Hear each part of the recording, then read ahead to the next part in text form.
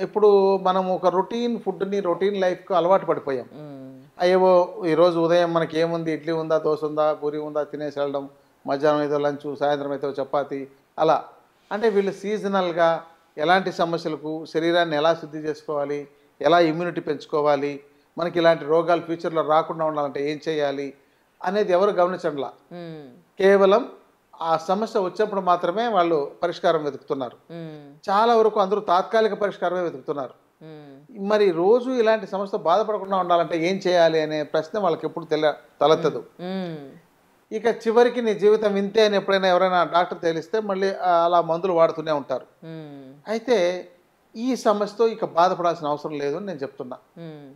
ఎందుకంటే ఈ ముక్కులో పెరిగిన దుర్మాంసాన్ని గానీ, హ్మ్. అంటే పాలిప్స్ అని చెప్పేవా గానీ, హ్మ్. లేదంటే మ్యూకోజల్ థిక్నింగ్ అని అంటారు. అంటే లోపల ఉన్న మాంసం ఇంకా ఎక్కువ పెరగడం. హ్మ్.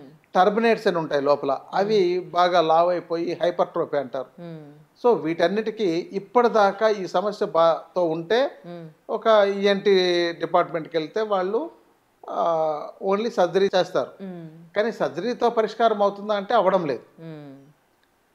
ఇక ఆయుర్వేదంలో ఇవన్నీ కాలేకపోయినప్పుడు ఆయుర్వేదానికి వస్తున్నారు. హ్మ్. వస్తే వాళ్ళకు రకరకాల మందులు, ముఖంలోకి అదే ముక్కులోకి డ్రాప్స్ వేసుకునేవి, కొన్ని నస్యకర్మ చికిత్స అని అంటాం. హ్మ్. అంటే రోజు ముక్కుని క్లీన్ చేసుకోవడం. హ్మ్.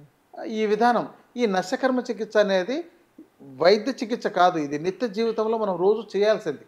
హ్మ్. మనం రోజు బ్రష్ పెట్టి, నోటిని అంటే పేస్ట్ పెట్టి ఎలా శుభ్రం చేసుకుంటామో, హ్మ్. ముక్కును కూడా ఈ నస్యకర్మ చికిత్స ఏదో తైలంతో గానీ, ఏదైనా ఘృతం అంటే నెయ్యితో గానీ హ్మ్. వేసి మనం ముక్కును క్లీన్ చేసుకోవాలి.